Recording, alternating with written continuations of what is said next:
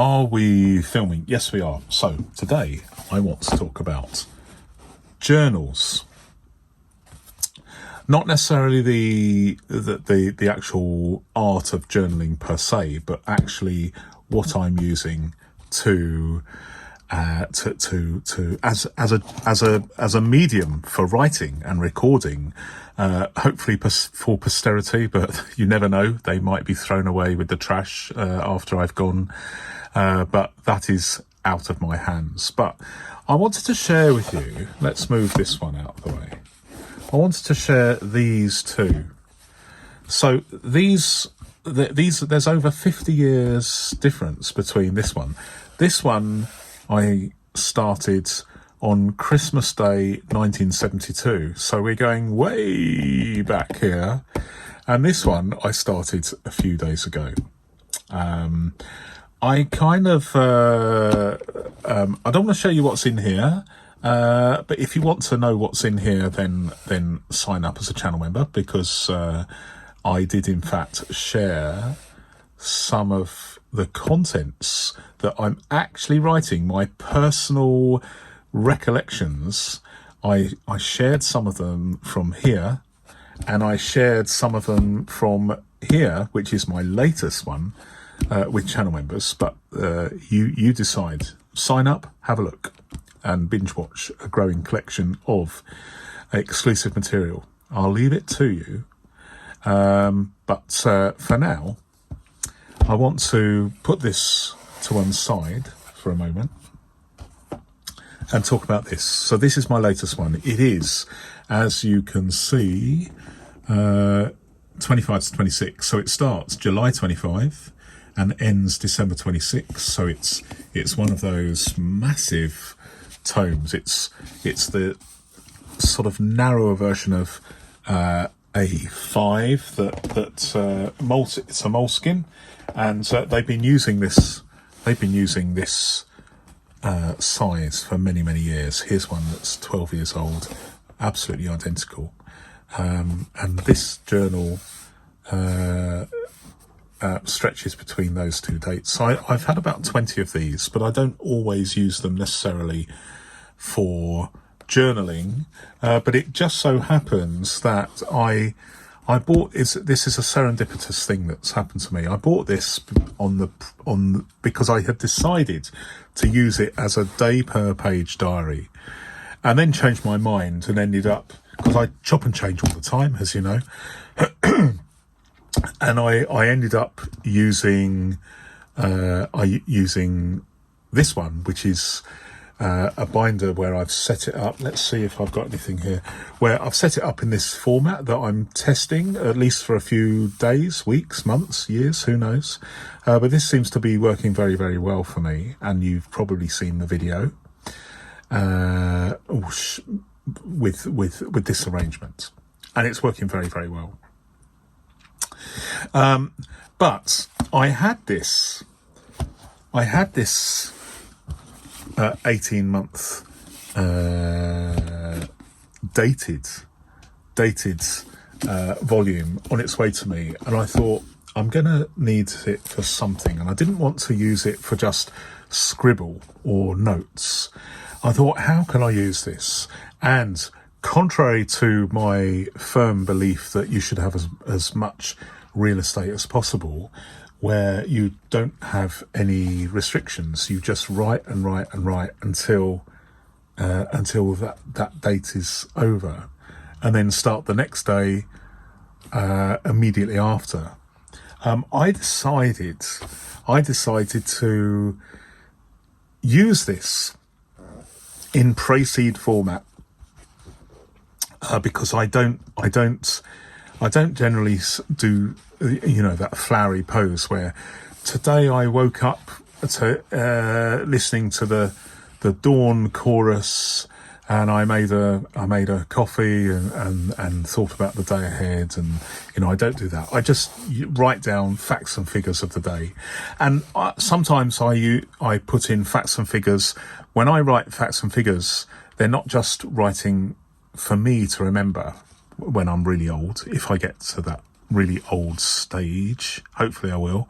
But it's also things I think, would this be of interest? See, random things. So what I ate, or the price of fish, or how much a bus fare costs, or petrol. How much is a gallon of petrol? Although we don't really use gallons now. We still have metric miles, but with petrol we talk it with fuel. Automobile fuel, we're in litres now. However, I've decided that I will use this, and I want to share with you a couple of things, a comparison, if you like. So I'm inclined, whenever I get a book to test, just a little thing. If anyone from Moleskine are watching this, I don't need this. I paid good money for this. I paid top dollar for this book. So I don't want adverts in your Moleskine book. Thank you very much. Join our mission of creativity to social change. Discover more about the legendary notebook. I'm a bit old school. I really don't want QR codes. So Maria Sebregondi, Moleskine co-founder and president of the Moleskine Foundation. I could do without that. Thank you very much. So I'm hoping that she'll listen to this video and think, no, that viewer has a point. We will, we shouldn't be using our books to advertise when people are paying top dollar for our products. If this was cheaper, I would settle for some advertising. If the book was cheaper, it's a fair trade. But if I'm paying top dollar for a book, then I don't want this unsightly advertising. Thank you very much. Thank you, Maria. Anyway, rant over. So I've just done a little ink test. I have been known to do some ink tests because ink and paper fascinates me, but I just want you to have a look. So I've got a TWSBI, which is medium nib noodlers. Very tough test for any paper. The Pilot G2 that I use a lot. Tom Studio with an Architect nib. Again, noodlers anti-failure. A Parker medium nib, Parker cartridge, and a Pilot V7. So it's I quite often add more than these, but let me just show you. This. So as you can see, the Moleskine is no good for heavy ink. I know it's a tough test, but it failed. There's a lot of shadow here. I don't know what the GSM of this paper is. It feels like 80 GSM. It has the same sort of consistency as filofax fountain pen friendly, although I just did a test. I was sharing this with my channel members just half an hour ago, and as you can see, even though this paper is supposedly fountain pen friendly, it clearly isn't fountain pen friendly for the heaviest of tests. However, I wanted to show you that because in fairness to Moleskine, there's no bleed through on any of the other inks. So it's just a heavy test. So maybe this is a really good one. I don't know, because as we know, if you, I've got about 20 of these Moleskine notebooks over the last 12 years or so. I've bought maybe a couple every year, more or less, for various reasons. But of those 20, one has been fountain pen friendly, and the other 19 have not, sadly. So it's kind of potluck with the paper quality. It seems to be different. Each one seems to be different for some reason. So I don't know why. I'm not really going to think about why they won't stick to one. If they find a mill that produces fountain pen friendly paper, then I would if I was Moleskine, I'd say just go with that, because otherwise we're going to have all these people online talking about how our paper is rubbish for fountain pen use. Hemingway and Chatwin, they'd be turning in their graves, wouldn't they, if they were drawn back to the real world and started using these Moleskine notebooks. Well, they wouldn't be wanting to use these. They'd be wanting to go back and buy up the stock from a French stationer's shop before all the good ones disappeared and we were left with this sort of thing. I don't even think that they're not the same company either. I mean, it's just an idea that the people behind Moleskine had, and it's good marketing. I mean, they're nice. I like these. I do like these. I like the format and the feel of them. And as they get older, they're pretty long lasting. I would say I'm okay. I'm okay with the paper, so long as you don't use fountain pen, or you use something that is sort of fairly benign, like this Parker medium nib. That seems to work okay. I think the thing that I use most in these is that works well for me is the Pilot G2 with the 1mm broad nib, because it has such good contrast that the contrast it's strong enough. The contrast is strong enough to outweigh the show through. But the bleed through, yeah, you've got to be really careful of that. But I thought what I'd do, and I know it's sacrilegious, but I didn't finish this. There are a few blank pages at the back of this 1972 volume. So I just thought I would share this with you. I shared this live with my channel members who actually saw me do this live just a half an hour ago. But here we go. I have recorded I've used the same inks. This paper is thicker. It feels like it's maybe 100 GSM, so thicker, and it feels like the sort of paper. I mean, I have been in the past an antiques book dealer, selling books all over the world. And this feels like the sort of paper. If someone had told me that this was early 1800s, I wouldn't have batted it. I wouldn't have batted an eyelid. So it's from that era where these books, the way books are bound, probably hadn't changed from the Victorian age. This is starting to wear. I mean, I've kept it in reasonably good condition, but you can see it when you handle it, it's starting to fall apart.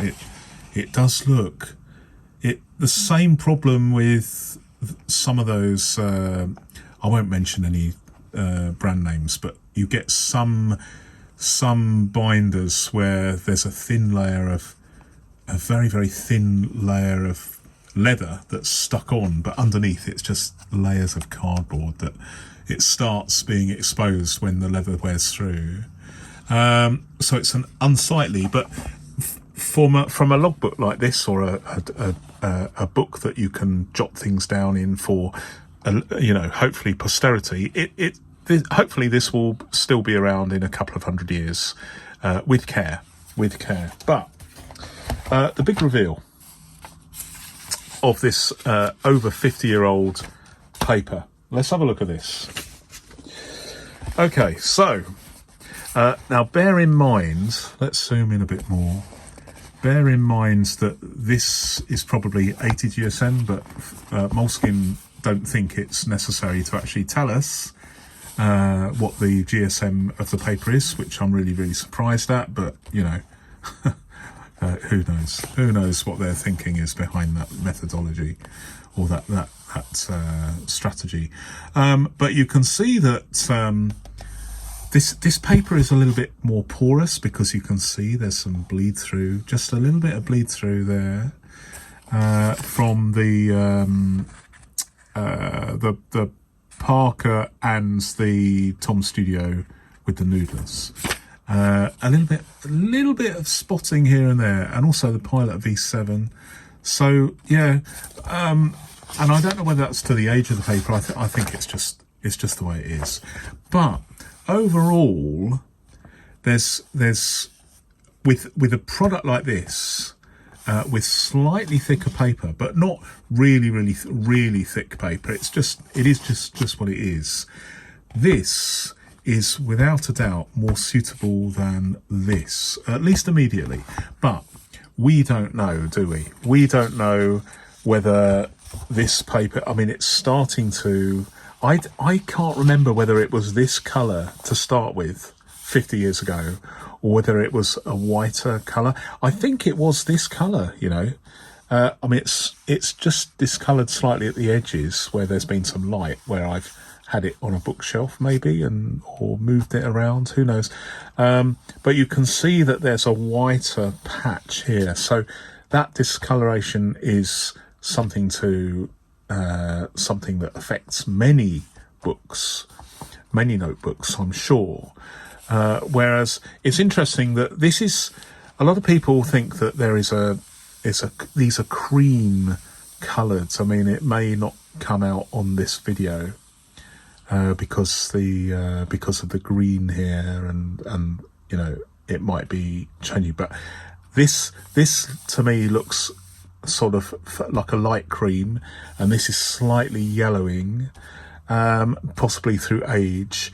But will this moleskin be this colour in 50 years' time? Who knows? But I definitely think that there's a lot to be said for using maybe this kind of vintage paper, if you can buy one. And I have bought vintage books before. I mean, I've got one here that dates from 1862, but the plan was to use this and actually test this. Sadly, this is after 8 days. This young lady, I assume it's a young lady, stopped. She's copying out some Ruskin text here about ferns, and then it came to a stop. And I wish I could go back in time and ask this Ellen J. Wheeler, why did you stop? Was it because your father, who gave it to you on the January the 4th, 1862, was it because you were on your deathbed and this would be something you could take pleasure from? Moss and lichens, there we go. Or for some reason, she's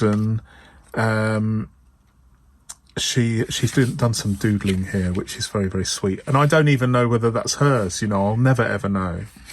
But I'm just showing you this because I'm just seeing whether there is any bleed through here, and there isn't. But she's using a very fine pen indeed, so very benign ink. I am tempted to start testing the paper in vintage books, but you know, it would be sacrilegious. But I need to know. I really need to know modern inks on vintage paper, and you know, you can't get, well, you can, but this is pretty vintage. You know, 180 years old. You know, but I feel like if I wrote in this just to even test at the back,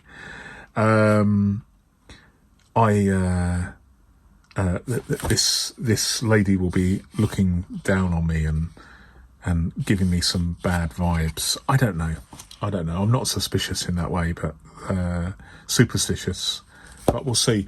But certainly, there is, in my opinion, an opportunity to, because it has the vibe and the feel. It just feels nice. Has a bit of bite to it. I would prefer to write a journal on paper that is already vintage, like this. But I've made my bed. I'm going to lie on it for the next 18 months. I'm going to use this moleskin or moleskina, and then I will, leave it to my descendants, and they will then decide whether or not it's worth keeping or not, as the case may be in the fullness of time. I don't know. But I'm waffling now. But thank you very much for that. If you want to see a more detailed commentary about these and actually see examples of what I actually write in these and make a comparison between what I wrote 50 years ago and what I'm writing now, then if you're curious, it'll cost you £1 to find out.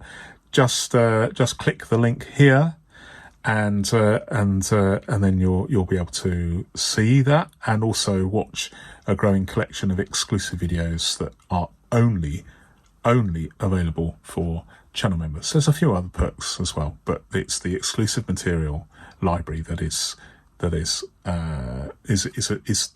thing here, isn't it? Okay, thanks very much for watching. Until my next video, goodbye.